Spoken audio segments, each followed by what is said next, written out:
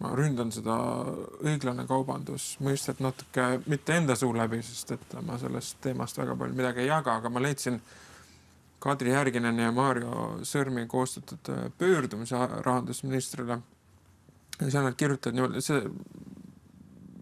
see suhestub kogu selle järelevalve jutuga, et see tsitaat käib nii, et kui ministeeriumi mõte on see, et hankijad peaksid minema näiteks Pakistani või Bangladeshi tehasesse kontrollima, millised töötingimused seal on ning ega seal ei kasutata lapstööjõudu, siis eeldab see kontrolli teostavalt isikult väga suuri eriteadmisi. Samuti räägime selle eesmärgi täitmisel küllaltki suurtest kuludest, mille puhul ei ole me veendunud, et mõni väiksem hankija oleks suuteline neid kandma. Kuidas te kommenteerite seda tähelepanekut? Ma kommenteeriksin selliselt, et meil on väga hea Euroopa Kohtu lahend selle kohta, kus vaieldi, et kas kohvi, mida avaliku sektori hanked ostavad ju suurtes kogustes, hulga kaupa, et nendes hangetes, kas on võimalik nõuda õiglase kaubanduse märgiseid.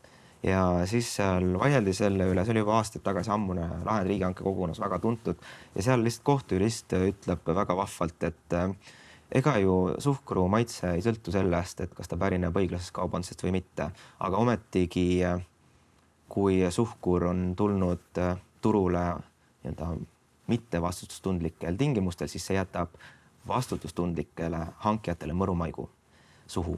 Et ma arvan, et eesmärk on ju õilis, et meile keegi ei vaidle sellele vastu, et võiks ju kohvi tulla Eestimaa ametnike lauale selline, mida ei ole Uganda lapstööjõud teinud. Et kuidas seda kontrollida? Üks viis on lähtuda nendest märgistest. Ja siis me põrkume kohe sinna probleemi, et aga tegelikult ju märgis ise ei ole piisav, et pakkuja võib tulla ja rääkida ka, et tal on märgisega samaväärne märgis või tal on mingisugused muud tõendid, millega ta tõendab, et märgise kriteeriumid on täidetud. See on pakkuja ülesanne. Et ma ei tea, miks peaks hanke minema Bangladeshi midagi uurima. Bangladesh ei osale Eesti riigihangetel, sest et ta ei ole selles majanduspiirkonnas, aga see ei ole hanke ülesanne üldse. Et hankija hindab neid tõendeid, mis talle esitatakse, aga tõendite kogumise ja esitamise kohustus on ettevõtjatel, nii et see on tegelikult pakkujate mure. Ja mõnedel pakkujatel võib-olla ongi keeruline tõendada, et kust nende tooted pärinevad. Kas sellisel juhul see pakkuja peaks saama samasugust vabadusega osaleda meie kohvihangetel? Minu meelest mitte.